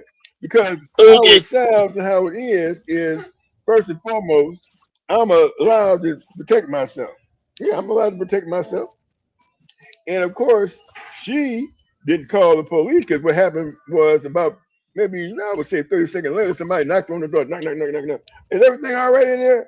And I said, yeah, everything is cool. They called by somebody by name. I said, that ain't me. But yeah, everything is cool. I mean, ain't no problem. And it wasn't no problem. Everything was cool after that. But I'm just saying that the situation is never changed since the beginning of time. Man does not shouldn't want to be like, okay, baby, you lead us, you lead us everywhere. If she look at him like said, what you talking about? I don't feel like that's not what I'm supposed to be doing. You're supposed to be leading us. You know what I mean? I'm supposed to make sure that you're comfortable and everything, prop you up, making sure we're good. So while you lead us, everything will be fine. Like for example, if a woman says she wants a mechanic to take a look at her car, if she got to do, she gonna say, look, go over there and have to talk to the dude about my car. So so they don't take advantage of me. And that's basically how it comes down to. What it comes down to. So listen, I don't know what else to tell you except for it looks awfully bad for a man if he's walking around and every woman that passes him by look at him and jumps on him and beats him up in front of his woman. I don't look good. She'll be like saying, man, he can't protect me. Yeah, she the third woman that jumped on him and beat him up this week. Come on, man. That's not what she wants. She don't want that. So when we put it in perspective, she has an expectation. Women generally have an expectation, and the expectation is if I put my hands on you, I expect for you to let me have it. That's it. I mean, that's it. Well, I'm like this. I mean, I hear what you're saying. I avoid those type of interactions because you know what I'm saying. I'm not somebody that I don't want to entertain that type of an environment, and I'm not being judgmental, but sometimes we manifest the situations that go on around us to an amount. Okay, like I look at Donald Trump's situation. Here it is. You go to some place where Donald Trump is at, you're liable to be somebody that witnesses a shooting, or you're liable to have to run from a crowd of people trying to stampede to get away from a shooting or something like that. So me, if they say, hey, we want you to come to this gathering and Donald Trump is going to be there, I would say I have to decline that invitation because I don't want to be in a dramatic situation. I don't want it to turn all ghetto and I have to run or anything like that. I would rather not be in that situation because there's been too many people that's attempted to assassinate him or stir stuff up around him. And I don't want to be in that environment. But now that I've seen that that's what's going on, I can make that type of judgment call. But now I would stay away from that type of a situation. But some people say, man, I'd be honored to be anywhere where the president is at. I say, well, that's you. I'm not going to go there because I'm not going to have to run for my life or to try to guard myself from any type of an assault or somebody else being assaulted in that area. I would stay away from it. 3, 4, 5. Right. But I mean, it's a conscious choice that we make. You see what I'm saying? It's a conscious choice that we make. Now, me, if I'm going to be around some women that's into, let's say, doing stuff, if it's violence, I'm going to go to the top of the hill. I'm going to go to women that actually spar and box. I'm going to go to them and say, look, I might want to retain your services to be my bodyguard, but I'm not going to retain your services to come and cause me any problems. But I mean, you know, here it is. I don't really be in a lot of environments like that. I mean, sometimes it might pop up. I try to make a phone call and say, hey, look, get over here and take care of the situation. Cause I'm not going to be in a whole bunch of, you know what I'm saying, drama and violence and stuff like that. I try to stay away from that. Well, that's a good thing. It's a good thing. That's a good thing that, you know, to stay away from all type of violence. But like I said, most women that I know do not want a weak man, and they will test you. Okay. And they're going to test you to see how strong you are, not just physically, but mentally as well. Right. Yeah. Before they decide that, you know what, I'm taking all my clothes off in front of him, I'm going to make sure he's strong enough to take care of his business. Right. Yeah. And that's basically how it works. It's been that way since the beginning of time, and it will be that way till the end of time when it comes to men and women. And that's just the bottom line. And so, you know, I hear what you're saying. That's fine. It's not a good thing to be engaged in physical altercations at all, period. However, you got women who will test you, and they will test you to see how strong your mental as well as your physical is. And if you don't pass the test, they will find somebody who will. Or if they allow you to be around them for so long, that feeling, like I said, that feeling that they love is going to say, he never gave me that feeling. I've never got it from this guy. And so, time for me to move on. Something like that, you know, or I'm bored of this person, or I don't want to be, you know, and that's just bottom line. That's how it works. You know, bottom how it works, you know. So listen, if you're constantly a man who's going to keep improving himself each and every day, and she's looking at that everyday improvement, she's going to be like saying, I the feeling he gives me about the way he's trying to improve himself, I want every single day. Every time I see him, I like what I see, you know. Yeah, you know, and that's it, you know, and that's the bottom line. See? And that's just part of the leadership principle. Now I hear you what you're saying, you know, but if, like, for example, if you're not physically, you know, like, for example, if you're not physically fit enough to protect yourself, I'm not saying that you are or not. But the point is that you want no confrontation, especially if you can't. You know, she can whip your ass. See, my friend, I shouldn't say it like that. But if she can whip you, if she can actually whip you, well, that's a whole different story. You know, that's a whole different story. She looking at you a little bit different. I can whip him. You know what I mean? You know, maybe she respects you, she won't. But the point is that, you know, what you need to do is you need to find a certain person that's not with that at all. Go to church. Yes, to get out that, you know, put them, you know, get that, you know, whatever you're doing, get out the way. So you can go ahead and focus on a regular type of environment where it's safe and secure, because the people that you're around are safe and secure. I mean, that's it. Yeah. So that's, you know, I mean, well, that's, you know what I'm saying? I do try to put myself in a civil environment. Okay, I mean, all the ghetto stuff and all the rough stuff and stuff, I'll tell them straight away and say, hey, I'm not into the violence. I'm not into the rough stuff. You know what I'm saying? I'm not into that. I mean, But I mean, if some people are, you see what I'm saying? Well, listen, And if they come up with some of that stuff, like I say, I get on the phone and say, "Hey, come over here and deal with the situation," because I'm not fixing to. I don't know anything about your situation. I just want to know what you said. And basically, what you're saying is that women find you attractive. Okay, that's the point is that you know, most women, okay, find something about a man that makes them feel attracted to him. Okay, a little bit different than saying like, oh, I think he's attractive. There's something about him that makes them feel good. That feeling makes them attracted to him, right? Because I see a whole lot of women. Most women that I see got a man. I'm like, how do you get her? I mean, just how it is. How do you throw boy get her? But that's me. When I look at that and look at it from that perspective. Now I'm thinking, okay, well, there's another guy who may be a handsome guy. He is with a woman, but the same woman that he's with, I seen her last week with another dude. Okay, see, so I mean, it is what it is. I mean, I just know, I know what I'm talking about in this particular arena. Okay, and it is what it is. Okay, and so, but when we're talking about biblically, when we're talking about biblically, you have a biblical understanding. The understanding is a commitment, as to how we're gonna navigate this. It shouldn't be a problem. It shouldn't be a problem if you understand that. But once again, I don't know of any women personally that I know of that wants a weak man. Wants a man weaker than her. I'm gonna go out there and find the weakest man. I don't know that woman. What are you looking for? Okay. I'm looking for the weakest man.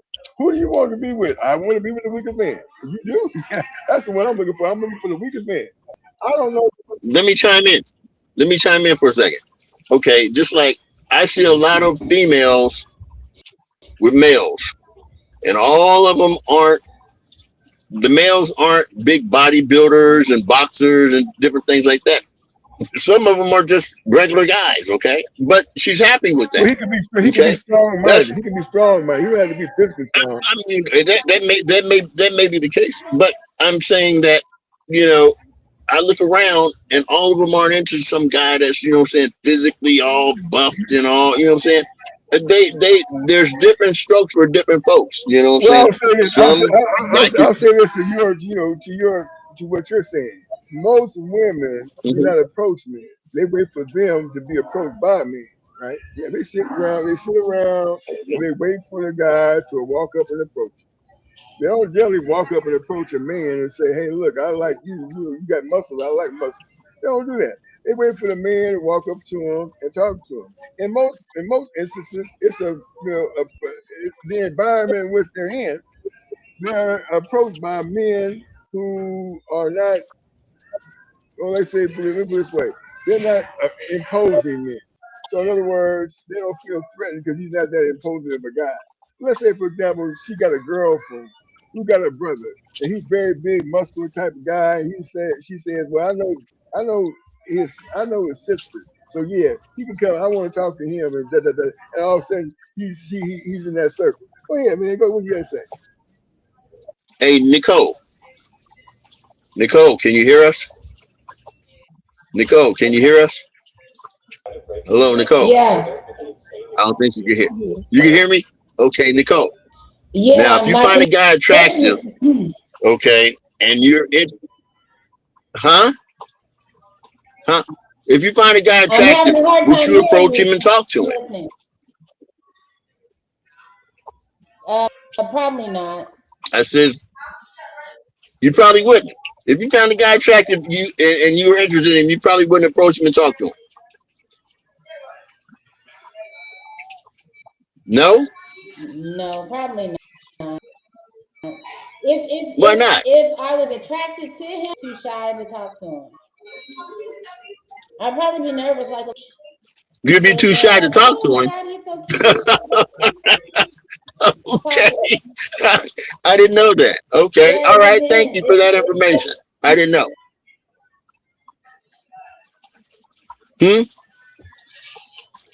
Okay. Thank you for that information. That's pretty insightful. I didn't know that. No, I had nothing. Okay, I wanted to get her opinion on it. Oh, that's fine. I mean, Okay. you got it. You got Let everything. me say this. So most women, Yeah. I would probably talk to him, but I want. Huh? she would have conversation, but she wouldn't hit on it. She would say, "How you doing? Good to see you." Or something like that. Yeah. Excuse me. She was that. Yeah, excuse me. I'm just reaching for a napkin. Yeah, that's what she said. Yeah. Okay. Yeah. All right. I didn't Yeah. know, but I mean, I learned something. Thank you. Right. She wouldn't hit on it. Right. Thank you. She wouldn't do what a man would do. For example, a man wanted to talk to a woman. Very first thing he would do. What do you think it would? What do you think it would be? If you were talking to a woman and you want to talk to her, what would you do? I'd say, "Hi, how are you?" You know what I'm saying? My name is Haji. What's your name? That's what I would do. Okay. Yeah. Right. Yeah. You're right. And you think that would work? Do I think it would work? Yeah. This way, can you guys hear me? Yeah. I think for me, the guy that I thought was attractive, I wouldn't go over and talk to him because attraction, like just the physical attraction might, it wouldn't be enough to get me to go over there and talk to him. You know what I mean? See something about his personality that I would have to like on top of that to want to even interact with him at all. Does that make sense?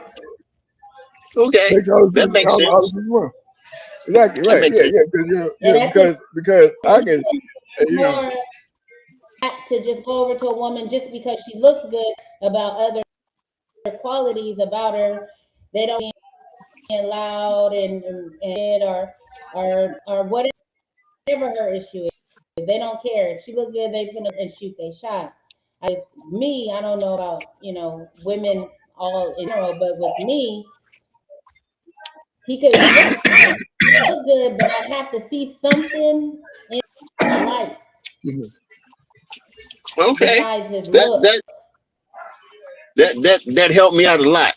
But you say you might not go and talk to him, but you would hit on him. How would you go about hitting on him?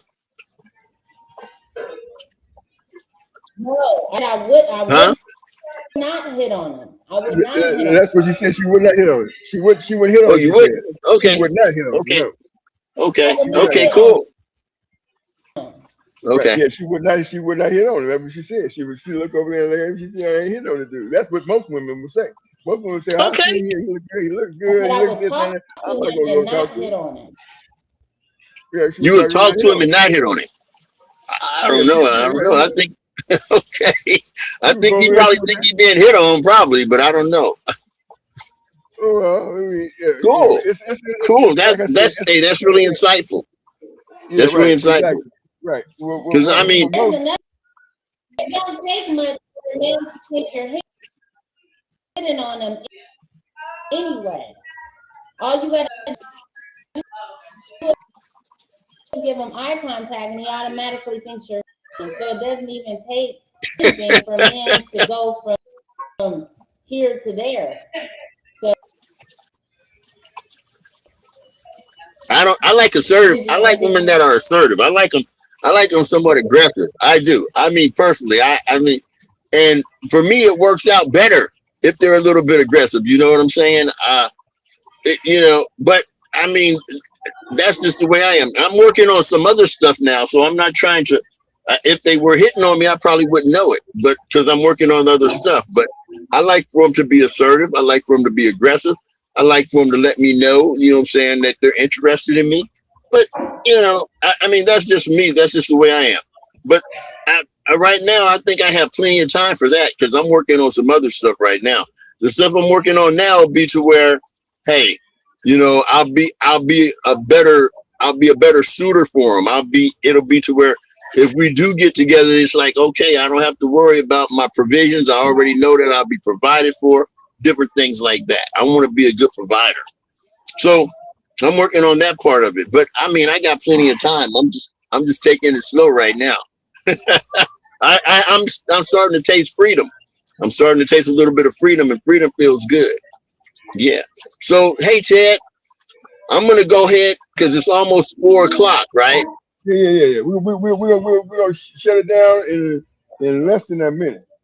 Okay. You want to pray us out? Or you want? Heavenly Father, thanks again for another opportunity to come to you and listen to your word and have a discussion regarding the relationship aspect of things and commitment aspect of things. And hopefully this will help somebody out that's listening to the show. Thank you for watching, listeners. Don't forget to go to AMI and other platforms like YouTube.